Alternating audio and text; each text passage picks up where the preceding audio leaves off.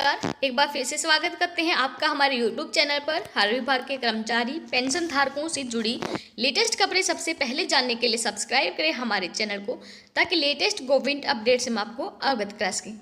दोस्तों, आज इस वीडियो के माध्यम से हम श्रम मंत्रालय के द्वारा कर्मचारियों पेंशन धारकों के लिए काफ़ी महत्वपूर्ण फैसले लिए गए हैं, आपके हित में उनके बारे में अपडेट दे रहे हैं। पूरी जानकारी के लिए वीडियो को अंत तक देखें। वीडियो अपने दोस्तों के साथ जरूर शेयर कर लें, ताकि वो भी इनके बारे में जान सके। चलिए दोस्तों, आपका कीमती वक्त न जाया करते हुए स्टार्ट करते हैं। श्रम मंत्रालय के द्वारा जो योजनाएं बताई गई हैं आप सभी के लिए, जो काफ़ी महत्वपूर्ण है, उनकी जानकारी देना।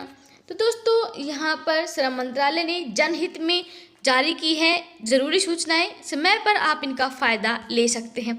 सबसे पहले इन्होंने बताया है EPFO मतलब कर्मचारी भविष्य निधि संगठन के ESIC यानी कर्मचारी राज्य बीमा निगम और मिनिस्ट्री ऑफ लेबर यानी केंद्रीय श्रम मंत्रालय ने यहाँ पर आम जनता के हित में भी कुछ अहम सूचनाएं जारी की हैं। इनमें से देश के लाखों कर्मचारियों की नौकरी में मिलने वाली सुविधाएं, आर्थिक निवेश, सेहत संबंधी परामर्श, नागरिकों के इलाज को लेकर सुविधाएं आदि का उल्लेख यहाँ पर किया गया है। इतना ही नहीं, डॉक्टरों की सूची, नाम, नंबर, सेंटर के साथ ही कोरोना संक्रमण से बचने के लिए तमाम अहम जानकारियां दी गई हैं। इन पर अमल करके आप भी समय पर लाभ उठा सकते हैं और अपने दोस्तों और परिजनों के साथ भी शेयर कर सकते हैं। श्रम मंत्रालय ने कोरोना संकट में यानी कोविड-19 कंट्रोल रूम बनाए हैं। इन्हें क्षेत्रवार तैयार किया गया है। जनता की सुविधा के लिए पूरे देश भर के कंट्रोल रूम, इनमें बैठने वाले स्टाफ, डॉक्टर्स के नाम और नंबर भी दिए गए हैं। भारत सरकार द्वारा कोरोना महामारी के दौर में विशेष रूप से तैयार व लॉन्च किए गए आरोग्य सेतु मोबाइल ऐप के बारे में लोगों को जागरूक किया गया है। आरोग्य सेतु ऐप को डाउनलोड करके इसका लाभ लेने का आग्रह किया गया है। इसके बारे में भी जानकारी दी गई है। कर्मचारी अपने EPF यानी भविष्य निधि खाते में से कोविड-19 कैटेगरी दर्ज कराकर जमा राशि का 75% पैसा निकाल सकते हैं। इसके साथ ही 3 माह का मूल वेतन और महंगाई भत्ता भी वो प्राप्त कर सकते हैं। इस कठिन समय में ESIC ने अपने लाखों लाभार्थियों की कठिनाइयों को देखते हुए लॉकडाउन अवधि के दौरान प्राइवेट केमिस्टों से दवाई की खरीद करने की अनुमति दे दी है।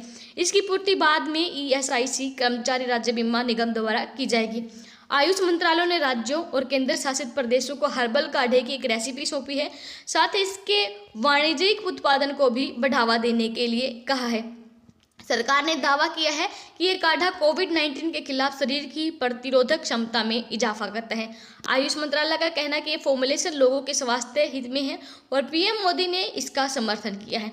रक्षा मंत्री राजनाथ सिंह ने हाल ही में वीडियो कॉन्फ्रेंसिंग के जरिए कोविड-19 के लिए पहला मोबाइल प्रशिक्षण किया है। EPFO, ESIC यानी कर्मचारी भविष्य निधि संगठन और कर्मचारी राज्य बीमा निगम के बीते पखवाड़े में कर्मचारियों व अन्य अपने सदस्यों को बड़ी राहत देते हुए अहम फैसले किए गए हैं। ये फैसले कोरोना संकट को देखते हुए किए हैं, ताकि किसी प्रकार की असुविधा न हो। इस फैसले से लाखों लोगों को सीधे तौर पर फायदा होगा। इसमें कंट्रोल रूम की स्थापना, डॉक्टरों से संपर्क आदि शामिल हैं। इसमें एक नज़र चलिए डाल लेते हैं।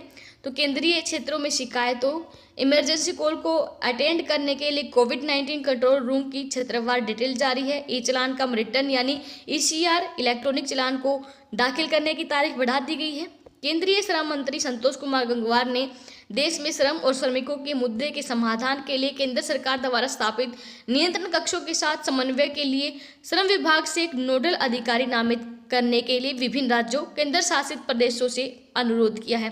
फरवरी और मार्च के महीने के लिए ESIC का कंट्रीब्यूशन 15 अप्रैल 2020 की पूर्व विस्तारित अवधि के बजाय अब नई तारीख यानी 15 मई 2020 तक का दायरा और भुगतान किया जा सकता है। कोविड-19 महामारी के दौरान स्टेक होल्डर हितधारकों को राहत देने के लिए ESIC द्वारा उपाय किए गए हैं। कोविड-19 महामारी के दौरान ESI योगदान दाखिल करने में समय सीमा को बढ़ा दिया गया है। कोविड-19 महामारी के दौरान बीमित व्यक्ति IB और नियोक्ता को राहत देने के लिए ESIC द्वारा कई कदम उठाए गए हैं। कोविड-19 द्वारा चुनौतियों के मद्देनजर नियोक्ता द्वारा बताई गई परेशानी को ध्यान में रखते हुए ESIC ने ESI अंशदान दाखिल करने की अवधि को भी बढ़ा दिया है। कर्मचारियों को एक और सौगात दी गई है। फरवरी 2020 मार्च 2020 के लिए ESI का कॉन्ट्रीब्यूशन अब क्रम से 15 मार्च 2020, 15 अप्रैल 2020 के बजाय 15 अप्रैल 2020 और 15 मई 2020 तक भरा जा सकता है। ESI ने बताया कि चिंता से मुक्ति मोबाइल ऐप भारत सरकार के उमंग प्लेटफॉर्म पर उपलब्ध है। इस ऐप के साथ बीमित व्यक्ति अपने कंट्रीब्यूशन हिस्ट्री, पर्सनल प्रोफाइल, दावे की स्थिति, लाभ के लिए उनके अधिकार को भी देख सकते हैं।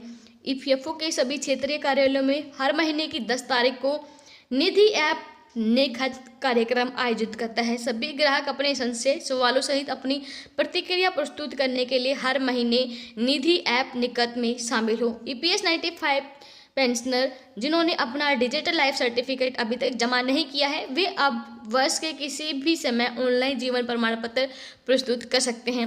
लाइफ सर्टिफिकेट अपनी सबमिशन की तारीख से 1 साल के लिए वैध होगा। अब नई सार्वजनिक और निजी लिमिटेड कंपनियों और एक व्यक्ति कंपनी को EPFO SI on MCA portal पर ईपीएफओ और ईएसआई के रजिस्ट्रेशन की संख्या मिल जाएगी। ये नियम 15 फरवरी 2020 से लागू हो चुका है।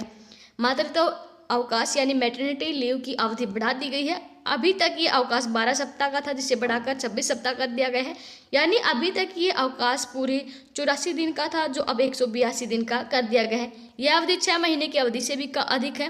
श्रम मंत्री संतोष कुमार गंगवार ने ट्वीट के माध्यम से इसकी जानकारी दी है। अब नेशनल कैरियर सर्विस पोर्टल पर उपलब्ध वीडियो प्रोफाइल की नई सुविधा का लाभ उठाएं और अपनी नौकरी प्राप्त करने के अवसरों को भी बढ़ाएं। अधिक जानकारी के लिए आप यहां पर ncs.gov.in पर रजिस्टर कर सकते हैं। तो ये है कोविड-19 के दौरान भारत सरकार, श्रम मंत्रालय, ईपीएफओ के द्वारा जनहित में जारी की गई सूचनाएं।